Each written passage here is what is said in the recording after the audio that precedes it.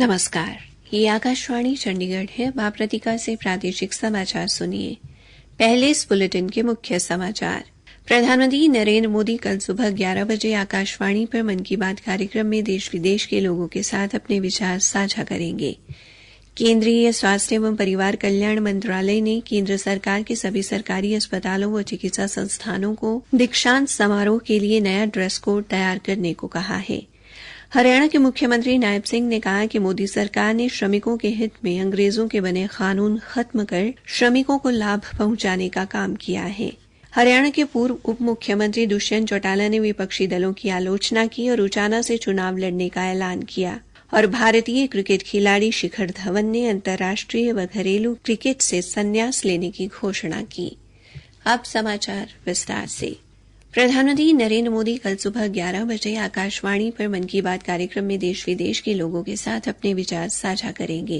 ये इस मासिक कार्यक्रम की 113वीं कड़ी होगी। ये कार्यक्रम आकाशवाणी और दूरदर्शन के समूचे नेटवर्क, आकाशवाणी समाचार की वेबसाइट और मोबाइल ऐप पर भी उपलब्ध रहेगा।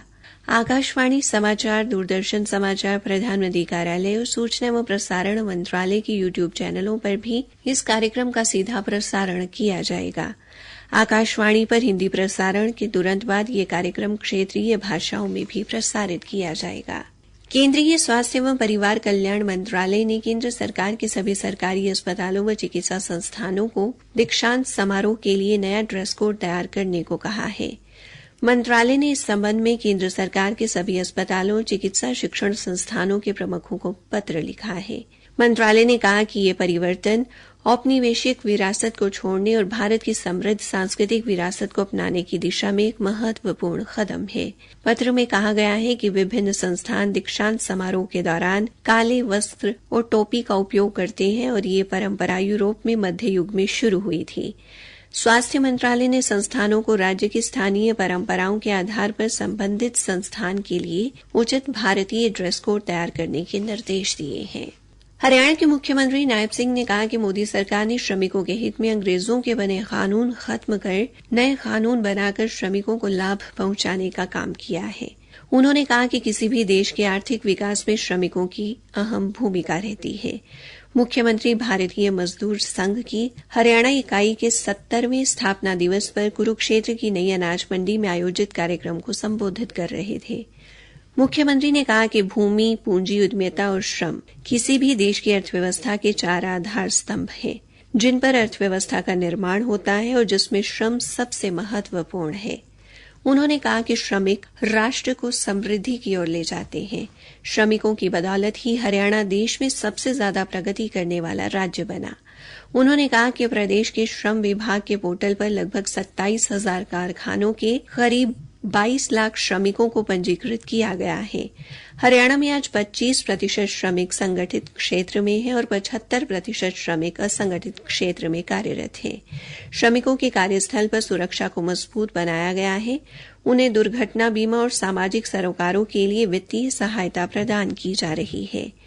भारतीय मजदूर संघ की तुलना अन्य संगठनों से करते हुए मुख्यमंत्री ने कहा कि भारतीय मजदूर संघ की पहचान के त्याग, तपस्या, बलिदान और राष्ट्र का औद्योगिकरण, उद्योगों का श्रमीकरण, श्रमिकों का राष्ट्रीयकरण, ये 4 सूत्र हैं जिन पर चलकर ये देश की तरक्की में योगदान दे रहा है।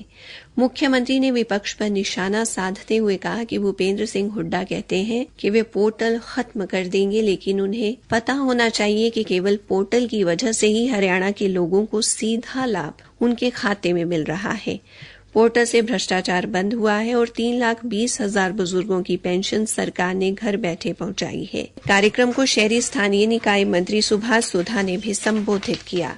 प्रादेशिक समाचार आकाशवाणी चंडीगढ़ से प्रसारित किए जा रहे हैं। हरियाणा के पूर्व उप मुख्यमंत्री दुष्यंत चौटाला ने कहा कि भारतीय जनता पार्टी चुनाव से घबरा गई है, तभी चुनाव की तारीख को टालने का प्रयास करने के लिए निर्वाचन आयोग को पत्र लिख रही है, जबकि निर्वाचन आयोग एक बार तारीख निश्चित करने के बाद उसमें कोई बदलाव नहीं करता। श्री चौटाला ने आज जींद में कार्यकर्ताओं की बैठक के बाद पत्रकारों द्वारा बीजेपी प्रदेशाध्यक्ष मोहन लाल बड़ौली द्वारा चुनाव आयोग को लिखे पत्र बारे पूछे एक सवाल के जवाब में दी। जननायक जनता पार्टी के नेता ने पिछले 6 महीने के दौरान प्रदेश में अपराधों की संख्या में वृद्धि होने का आरोप भी लगाया। उन्होंने चौधरी बीरेंद्र सिंह और उनके बेटे पूर्व सांसद विजेंद्र सिंह पर कटाक्ष करते हुए कहा कि उनको घर तो बिठा दिया, खुद के चुनाव लड़ने पर उन्होंने कहा कि वे उचाना से लड़ेंगे भी और जीतेंगे भी।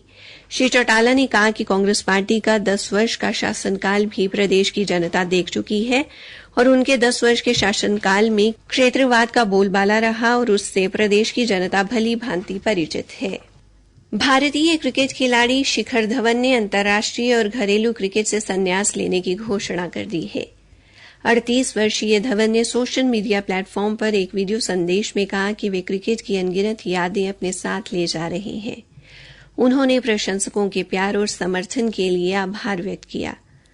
काबिल-ए-गौर है कि बाएं हाथ के बल्लेबाज शिखर धवन ने भारत के लिए 37 टेस्ट मैच, 167 एक दिवसीय और 68 टी20 मैच खेले। धवन एक दिवसीय टूर्नामेंटों में अपनी शानदार बल्लेबाजी के लिए मिस्टर आईसीसी के खिताब से भी लोकप्रिय थे। उन्होंने अंतर्राष्ट्रीय क्रिकेट में कुल 10,867 रन बनाए। उन्होंने एक दिवसीय मैचों में 17 शतक और 39 अर्धशतक बनाए और 15 मैचों में भारत की कप्तानी भी की। शिखर धवन ने अपना अंतिम एक दिवसीय अंतर्राष्ट्रीय क्रिकेट मैच दिसंबर 2022 में बांग्लादेश के साथ खेला। आईपीएल करियर में धवन ने 6,769 रन बनाए और 2016 में सनराइजर्स हैदराबाद के साथ एक बार चैंपियनशिप विजेता रहे।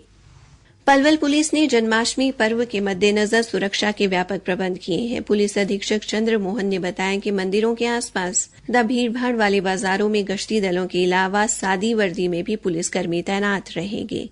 उन्होंने बताया कि जिन बाजारों में महिलाओं का ज्यादा आवागमन रहेगा वहां पर डायल 112 तथा मोटरसाइकिल सवार पुलिसकर्मी तैनात रहेंगे। उन्होंने बताया कि सभी बाजारों में जगह जगह नाकाबंदी कर संदिग्ध किस्म के लोगों पर पैनी नजर रखी जाएगी। पुलिस अधीक्षक ने लोगों से किसी भी प्रकार के सामाजिक गतिविधि की सूचना तुरंत पुलिस को देने की अपील की है। कैथल में आज जन्माष्टमी पर्व को लेकर सनातन धर्म सभा द्वारा मंदिर में एक नृत्य प्रतियोगिता करवाई गई। प्रतियोगिता के कनिष्ठ वर्ग में नर्सरी से 8वीं तथा वरिष्ठ वर्ग में 9वीं से 12वीं तक के विद्यार्थियों ने हिस्सा लिया। प्रतियोगिता में लगभग 18 स्कूलों के 62 विद्यार्थियों ने भाग लिया। श्री सनातन धर्म सभा द्वारा श्री कृष्ण जन्माष्टमी के अवसर पर प्रतिवर्ष इस तरह की प्रतियोगिताओं का आयोजन करवाया जाता है। इसमें स्कूली विद्यार्थियों के साथ साथ विभिन्न सामाजिक व धार्मिक संगठनों के प्रतिभागी भी हिस्सा लेते हैं। जॉर्डन में चल रही अंडर 17 विश्व चैंपियनशिप में हरियाणा की जीन की बेटी पहलवान पुलकित कंदोला और जुलाना के लजवाना कला गांव की मानसी लाठर ने स्वर्ण पदक हासिल किया है। पुलकित ने रूस के पहलवान को कुश्ती के 65 किलोग्राम फ्री स्टाइल मुकाबले में 6-3 से हराकर यह पदक अपने नाम किया। जीन के उचाना हल्के के बुडायन गांव की इस खिलाड़ी ने 2 साल पहले किर्गिस्तान में एशियन चैंपियनशिप में रजत पदक जीता था। वहीं मानसी लाठर ने इससे पहले एशियाई चैंपियनशिप में अंडर 17 में स्वर्ण पदक जीता था। हरियाणा में खरीफ खरीद सीजन 2024-25 के तहत कपास की खरीद 1 अक्टूबर से शुरू होगी।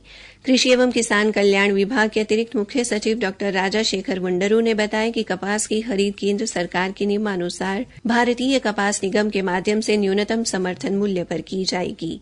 डॉ वुंडरू ने खरीद प्रबंधों की समीक्षा के बाद बताया कि भारतीय कपास निगम को कपास खरीद प्रक्रिया में हर संभव सहयोग देने के निर्देश दिए गए हैं। अंत में मुख्य समाचार एक बार फिर। प्रधानमंत्री नरेंद्र मोदी कल सुबह 11 बजे आकाशवाणी पर मन की बात कार्यक्रम में देश विदेश के लोगों के साथ अपने विचार साझा करेंगे। केंद्रीय स्वास्थ्य एवं परिवार कल्याण मंत्रालय ने केंद्र सरकार के सभी सरकारी अस्पतालों व शिक्षा संस्थानों को दीक्षांत समारोह के लिए नया ड्रेस कोड तैयार करने को कहा है। इसी के साथ ये समाचार बुलेटिन समाप्त हुआ।